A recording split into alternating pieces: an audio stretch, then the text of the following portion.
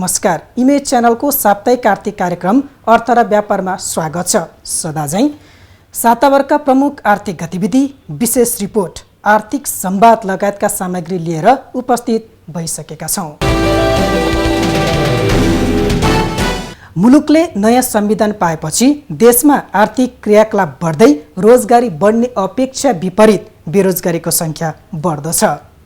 बेरोजगारीका अलावा दिन प्रतिदिन बढ्दो महँगीले आम सर्वसाधारण थप मर्कामा परेका छन्। भूकम्प र नाकाबन्दी पछि बढेको महँगी नियन्त्रणतर्फ सरकारले पटक्कै ध्यान नदिएको सर्वसाधारणको गुनासो छ। मुलुकले नयाँ संविधान पाएपछि देशमा आर्थिक क्रियाकलाप बढ्दै रोजगारी बढ्ने अपेक्षा विपरीत बेरोजगारीको संख्या बढ्दो छ। बेरोजगारीका अलावा दिन प्रतिदिन बढ्दो महँगीले आम सर्वसाधारण थप मर्कामा परेका छन्। गत वर्षको भूकम्प र भारतीय नाकाबन्दी पश्चात दैनिक उपभोग्य वस्तुमा कालाबजारीहरूले गरेको मूल्य वृद्धिको मारमा जनता महिनौसम्म पीडित रहे। हाल अवस्था सामान्य बने पनि मूल्य वृद्धिको चाप बढ्दै जाँदा दैनिकी गुजारा चलाउन धौधौ भएको सर्वसाधारणको गुनासो छ। भूकम्प र नाकाबन्दी पछि बढेको महँगी नियन्त्रणतर्फ सरकारले पटक्कै ध्यान नदिएको सर्वसाधारणको गुनासो छ। तलब बढ्नु पर्दैन, यो सबैलाई फाइदा हुन्छ। तलब बढ्यो कर्मचारीहरूको मात्रै बढ्छ, तर तपाईँको त्यो भाउ बेसा भयो कम भयो भने त सबैलाई हुन्छ, चाहे त्यो मन्त्रीलाई पनि हुन्छ, त्यो ज्यामी काम गरेर खानेलाई पनि। भाउ बेसा जुन चाहिँ बजार भाउ चाहिँ नियन्त्रण हुनु पर्यो, सबैतिर समान हुनु पर्यो। कुनै ठाउँमा एक थरी कुनै ठाउँमा एक थरी हुँदा किनेर खानेहरूलाई पनि गाह्रो हुन्छ। जब भुइँचालो गयो नाकाबन्दी भयो त्यहाँदेखि महँगाइको बढेको, त्यहाँ ओर्लिने कुरामा गएन कि खालि बढ्ने मात्रै। सर्वसाधारणले बजार भाव नियन्त्रण गर्नेतर्फ प्रभावकारी रूपमा लाग्न सरकारलाई आग्रह गरेका छन्। फ्युलहरू कारणले हामीलाई चाहिँ प्राइस बढ्यो भन्ने हुन्छ, तर प्राइस फ्युल घटेपछि चाहिँ प्राइस घटेर हुँदैन। जुन चाहिँ यो उपभोक्तालाई चाहिँ प्रत्यक्ष मारमा हुन्छ। यो उपभोक्ताको मारको विषयमा चाहिँ सम्बन्धित पक्ष, सरकार, यो उपभोक्ता मञ्च हुन्छ नि, जुन यिनीहरूले चाहिँ त्यति जोरदारको रूपमा चाहिँ मागहरूलाई सम्बोधन गरेर हुँदैनन्, बजार अनुगमन गरेर हुँदैनन्। बजार अनुगमन गर्दाखेरि पनि सरकारी पक्षको पूर्व जानकारी दिएर गर्ने, कहीँ कतै एउटा नाटकीय रूपमा भनौँ मान्छेलाई एउटा त्यो भ्रम फैलाउने हिसाबले मात्रै यिनीहरूले गरेर हुन्छ। किनकि नत्र सर्वसुलभ रूपमा हामी जहाँ पनि चेक गर्न सक्छौँ, हामी सामान सानो किन्दाखेरि पनि लास्ट इयरको मूल्य र अहिलेको मूल्यमा आकाश जमिनको फरक छ। सरकारले चालु आर्थिक वर्षमा मूल्य वृद्धि 7.5% नियन्त्रण गर्ने भने पनि बजार महँगी भने यो भन्दा उच्च छ। नेपाल राष्ट्र बैंकको पछिल्लो तथ्याङ्क अनुसार मूल्य वृद्धि 9.7% छ। दैनिक उपभोग्य वस्तुको मूल्य धेरै बढेको देखिन्छ। दलहन तथा गेडागुडीको मूल्य करिब 27% बराबरले बढेको छ भने मसलाको मूल्य करिब 16% बढेको छ। लत्ता कपडा तथा जुत्ताको मूल्य पनि 15% बढीले बढेको तथ्याङ्क छ। उत्पादनशील कार्यमा भन्दा अनुत्पादक क्षेत्रमा खर्च बढ्ने हुँदा आगामी वर्ष मूल्य वृद्धि झन दोहोरो अङ्कमा जानेतर्फ अर्थविदहरूले चिन्ता जताउँदै आएका छन्। सरकारले बजेटमा आगामी वर्ष मूल्य वृद्धि 7.5%मा नियन्त्रण गर्ने दाबी गरेको छ। बैंक सञ्चालकको कार्यकालको सीमा नरहने लगायतका प्रावधान भएको बैंक तथा वित्तीय संस्था सम्बन्धी कानुनमा संशोधन र एकीकरण गर्न बनेको विधेयक 2072 बाफिया संसदको अर्थ समितिबाट पारित भएको छ। वित्तीय अनुशासनका लागि राष्ट्र बैंकको सुझाव बाफियामा नसमेटिएको भन्दै राष्ट्र बैंकले असन्तुष्टि जनाएको छ। राष्ट्र बैंकको प्रस्ताव विपरीत जाँदा वित्तीय दुर्घटनाहरू दोहोरिन सक्ने भन्दै अर्थविदहरूले सचेत गराएका छन्। नेपाल राष्ट्र बैंकका पूर्व गभर्नर दिपेन्द्र बहादुर छेत्रीले बाफिया आउँदै नआउनुभन्दा आउनु राम्रो भए पनि बैंकिङ क्षेत्रको जोखिम न्यूनीकरण र सुशासनमा सबै पक्ष सचेत हुनुपर्ने बताउनु भएको छ। नेपाल आर्थिक पत्रकार समाज सेजनले सोमबार राजधानीमा गरेको छलफल कार्यक्रममा छेत्रीले बजारमा चलेको चर्चा अनुरूप बाफिया आएमा बैंकिङ क्षेत्र जोखिममा आउन सक्ने बताउनु भएको हो। यो बाफिया अलिअलि भनौँ न, यो संशोधन चाहिँ बजारमा आएको हल्ला अनुसारको जे जस्तो किसिमबाट भएको छ त्यस किसिमबाट आउने हो भने फेरि ब्याङ्किङ सेक्टरमा विगतमा भएका त्यस्ता घटनाहरू चाहिँ दोहोरिन सक्छ। किन दोहोरिन सक्छ भन्दा अहिले पनि तपाईँले हेर्नुभयो भने त्यो ब्याङ्ककै अध्यक्ष मात्रै मेरो चाहिँ धर्म यति हो भनेर बसेका मान्छे कोही छैन। कोही ठेकेदार छन्, कोही चाहिँ व्यापारी छन्, कोही चाहिँ उद्योगपति छन्, कोही चाहिँ दलाल छन्, होइन। पावर ब्रोकर है, दलाल भने। उहाँले 95% जनताको पैसा रहेको बैंकमा 5% लगानी हुने प्रवर्धकले मनपरी गर्न नसकुन् भनेर बाफिया ल्याइएको बताउनुभयो। अर्थ समितिका सदस्य दीपक कुइकेलले बाफियामा संशोधन नराखी अगाडि बढ्नै नसक्ने स्थिति रहेकाले समितिले संशोधन सहित पारित गरेको दाबी गर्नुभयो। सब जनतामा छलफलको विषय हुनुपर्छ र यसको सही ढङ्गबाट अगाडि बढ्नुपर्छ मान्यताका आधारमा छलफल अगाडि बढाइयो। सबै विज्ञहरूलाई बोलाइयो र जसले त्यहाँ के छ भनेदेखि छलफलमा सहभागी हुन चाहनुभयो सबैलाई छलफलमा सहभागी गराइयो। र त्यो आउँदाखेरि जुन यो ट्रम्पको बारेमा अरू विषयमा धेरै छलफल हुँदै भएन। जुन विषय के छ भने मैले धेरै राम्रो पक्षहरू छन्, बारम्बार धेरै राम्रो दुईवटा विषयमा ट्रम्पको बारेमा एकमत हुन सकेन, अन्तिम दिनसम्म पनि एकमत हुन सकेन। र लास्टमा के छ भनेदेखि अहिलेलाई चाहिँ के छ भने त्यो 4 वर्षबाट 5 वर्ष सहमतिको आधारै गरेको थियो।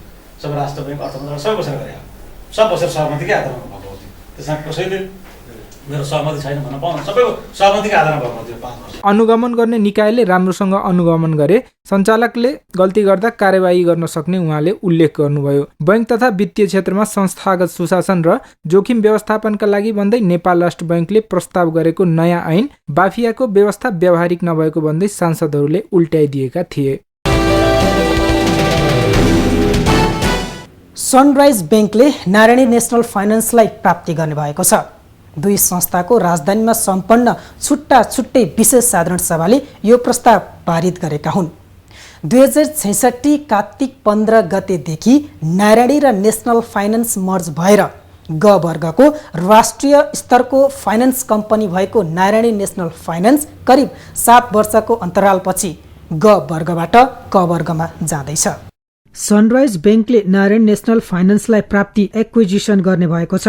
दुई संस्थाको बिहिबार राजधानीमा सम्पन्न छुट्टा छुट्टै विशेष साधारण सभाले प्राप्ति सम्बन्धी विशेष प्रस्ताव पारित गरेका छन्। 2066 कार्तिक 15 गतेदेखि नारायणी र नेसनल फाइनान्स मर्ज भएर ग वर्गको राष्ट्रिय स्तरको फाइनान्स कम्पनी भएको नारायणी नेसनल फाइनान्स करिब 7 वर्षको अन्तरालपछि ग वर्गबाट क वर्गमा जाने भएको छ। फाइनान्स कम्पनीमा उत्कृष्ट रहेको नारायणी नेसनल नेपाल राष्ट्र बैंकले मौद्रिक नीति मार्फत बैंक तथा वित्तीय संस्थाहरूलाई मर्ज वा एक्विजिसनमा लैजाने नीति लिएपछि क वर्गको बैंकसँग मर्ज हुन लागेको हो। फाइनान्स कम्पनीमा उत्कृष्ट भए पनि राष्ट्र बैंकको नीति तथा थप बलियो बन्न सनराइज बैंकमा एक्विजिसन हुन आवश्यक भएको फाइनान्सका अध्यक्ष लक्ष्मी दास मानन्दरले बताउनु भयो।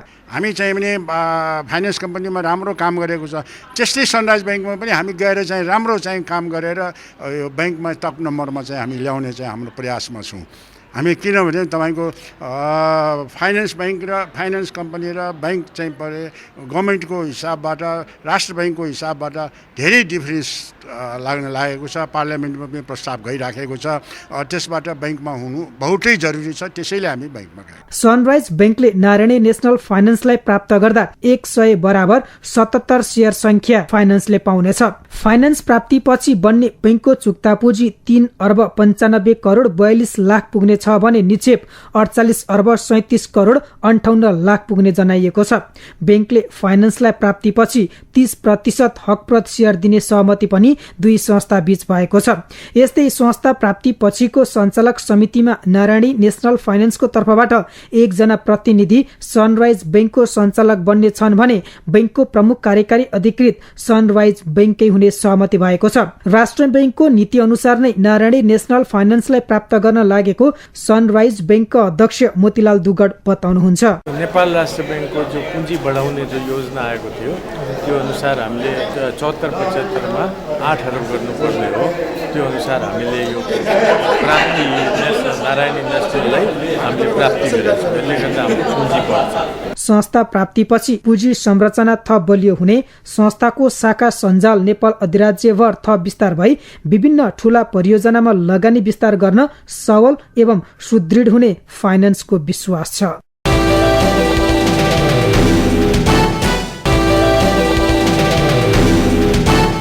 अर्थ र व्यापारमा अब पालो भएको छ संवादको। सरकारले आगामी आर्थिक वर्षको लागि 10.5 खर्ब बराबरको बजेट ल्याएको छ। सरकारले ठूलो आकारको बजेट ल्याएको, कार्यान्वयन गर्ने स्पष्ट आधार नबनाएको र मूल्यवृद्धि बढाउने टिप्पणी गरिएको छ। आज हामी संवादमा अर्थमन्त्री विष्णु पौडेलसँग बजेटको कार्यान्वयन, मूल्यवृद्धि नियन्त्रणका उपाय लगायतका विषयमा केन्द्रित कुरा गर्दैछौँ।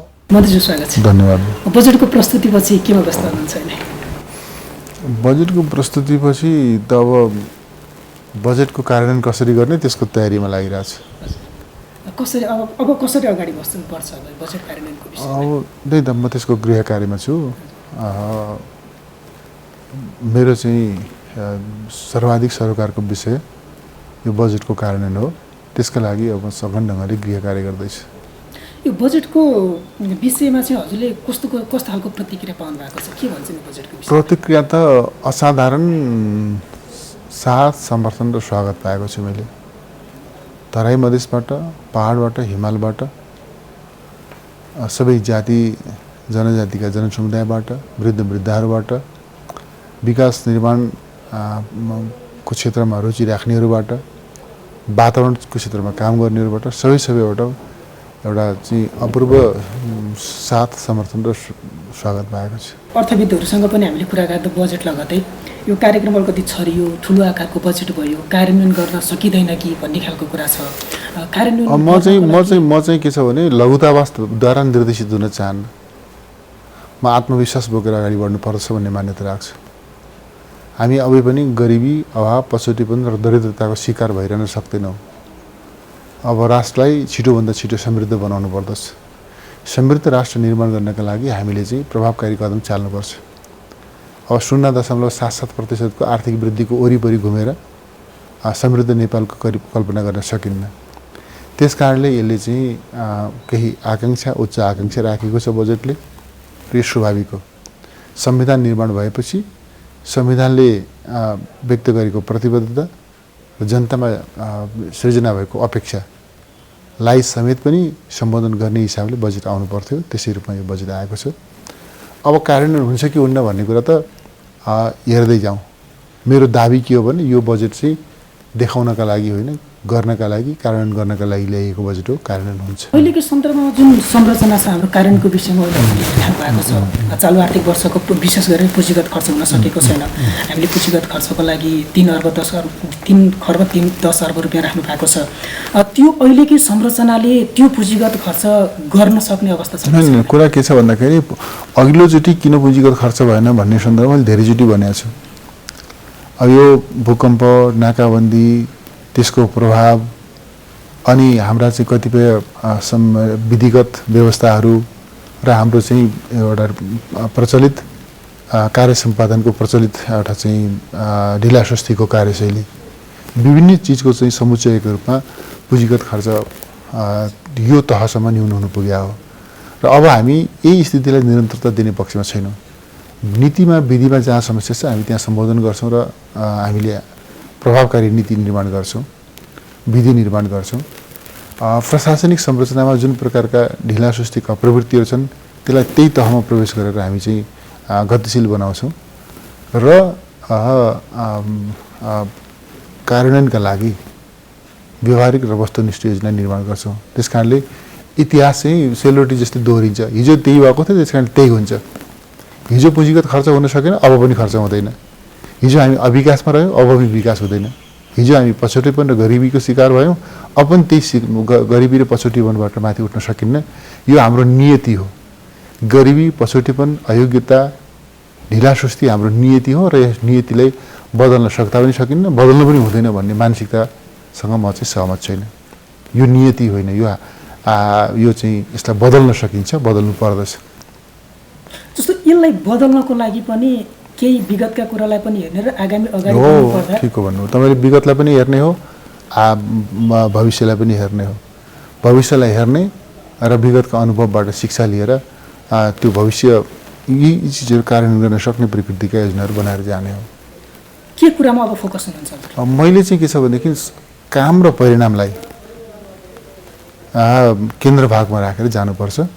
हरेक व्यक्तिको मूल्याङ्कन उसले गरेको कार्य सम्पादनको आधारमा हुने र कामप्रति, परिणामप्रति व्यक्ति र संस्थाले जवाबदेही लिनुपर्ने, त्यो कुरामा जोड दिनुपर्छ। र म 3टा चिजमा बढ्ता मेरो ध्यान केन्द्रित छ। खास गरी पूर्वाधार निर्माणको सन्दर्भमा, विकास आयोजनाका सन्दर्भमा मेरो ध्यान कहाँनिर केन्द्रित छ भनेदेखि कुनै पनि विकास आयोजनाको लगानी वृद्धि नहोस्, प्राइस भेरिएसन नहोस्, समय नबढोस्, टाइम भेरिएसन नहोस्, त्यो आयोजनाको क्वालिटी कमजोर नहोस्। र यसका लागि के छ भनेदेखि हामीले अब सायद यो बिडिङ प्रोसेसमा पनि केही नयाँ प्रबन्ध पनि गर्नुपर्ने आवश्यकता छ। हामीले विगतमा के गरेका छौँ भनेदेखि प्राइसलाई मात्रै बढ्ता ख्याल गर्ने गरेका छौँ। अब सायद समयलाई पनि आधार बनाउनुपर्छ। छोटोभन्दा छोटो समयमा राम्रोभन्दा राम्रो काम गर्ने निर्माताहरू, निर्माण व्यवसायहरू को छन्, उनीहरूलाई प्रायोरिटी दिने गरिकन पनि हामी जानुपर्ने हुन सक्दछ। अहिलेको समस्या चाहिँ हजुरले भने जस्तै त्यो कुरालाई अगाडि अब यहाँ बढ्दै हुनुहुन्छ भने खास अहिले ठ्याक्कै भएको समस्या के हो र त्यसको ठ्याक्कै एड्रेस गर्ने अवस्था चाहिँ के हो? मैले त बजेट वक्तव्यमा समस्या के हो पनि भनेको छु, समाधान के हो पनि भनेको छु होइन। र हामी जुन प्रकारको अभ्यासबाट गुज्रियौँ यसमा चाहिँ गुणात्मक परिवर्तन ल्याउने हो। हाम्रो आदतमा, हाम्रो मानसिकतामा, हाम्रा विधि व्यवस्थाहरूमा र हाम्रो प्रचलन र प्रयासमा गुणात्मक परिवर्तन लिएर आएर जाने हो। त्यो गुणात्मक परिवर्तन मैले भने नि त, त्यहाँ अघि मैले बजेटमै भनेको छु। खास गरिकन मैले अघि पनि भने 3टा चिज दोहोऱ्याइँदैन। समय आयोजना सुरु गर्यो, समयमा नसक्ने, समय थपेको छ।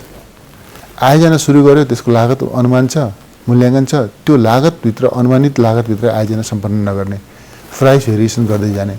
आयोजना सुरु गर्यो, निर्माण सम्पन्न पनि भयो तर गुणस्तरीय काम नहुने, सम्पन्न हुँदा नहुँदै त्यसपछि फेरि त्यो बिग्रन भत्कन सुरु गर्ने। यो 3टा चिज रोक्ने उपायहरूका साथमा आएको छु। खास त्यो किन भइरहेको रहेछ मन्त्रीज्यू, हजुरले के? अनि किन भयो भने त त्यो किन गरिरहनु पर्छ? सबैले तपाईँले मूल्याङ्कन गरिरहनु भएको छ नि।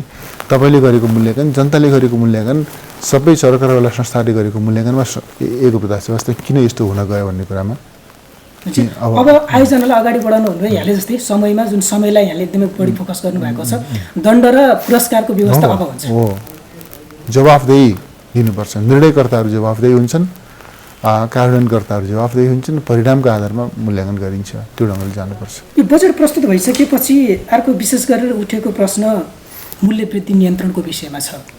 यसलाई यो के छ भनेदेखि अरू केही चिज म त के भन्छु भने नि, मलाई चाहिँ जे साथीलाई भन्न मन लागेको छ नि, भन्न मन लागेको चिज भने हुन्छ भन्छु म चाहिँ।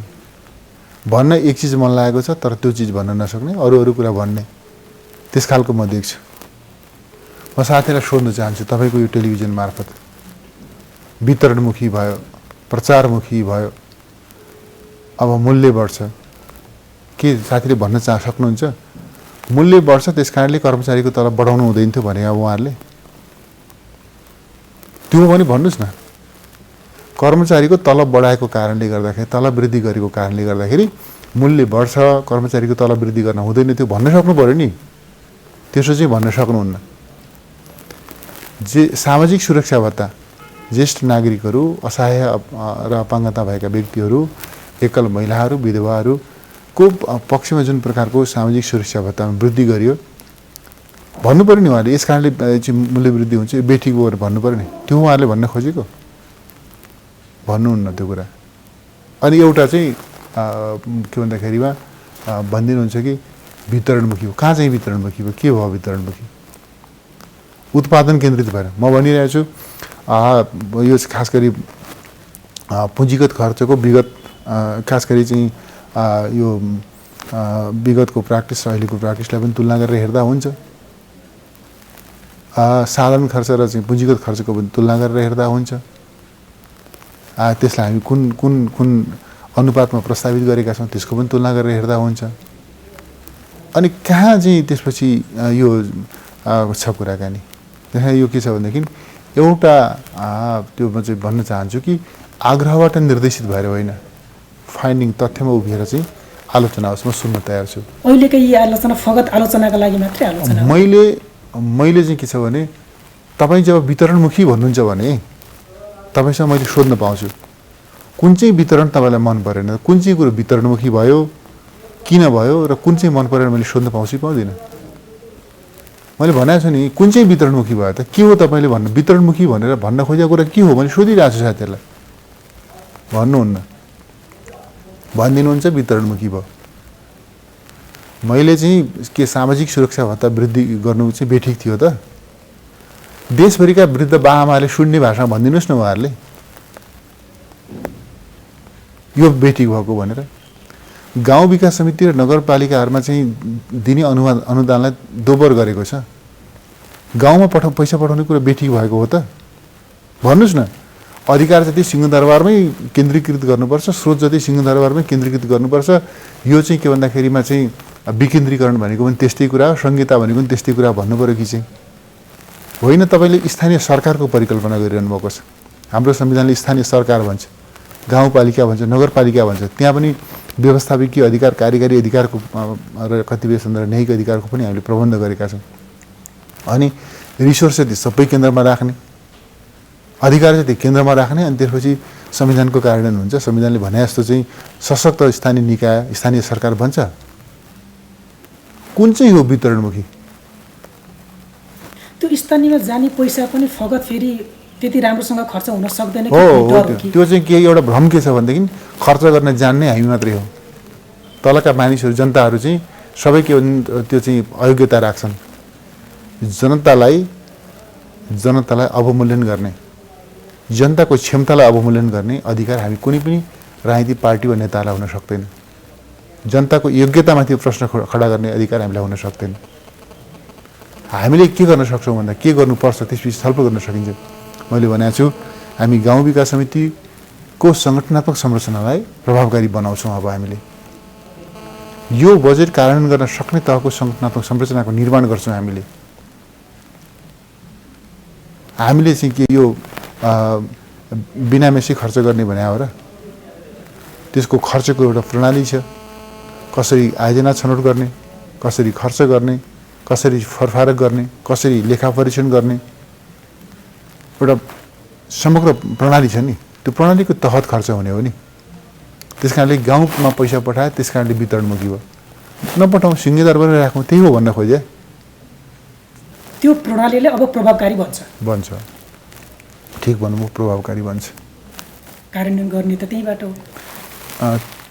विभिन्न ठाउँबाट छ कार्यान्वयन गर्ने। त्यहाँबाट मात्रै पनि छैन, त्यहाँबाट पनि छ, अरू ठाउँबाट पनि छ।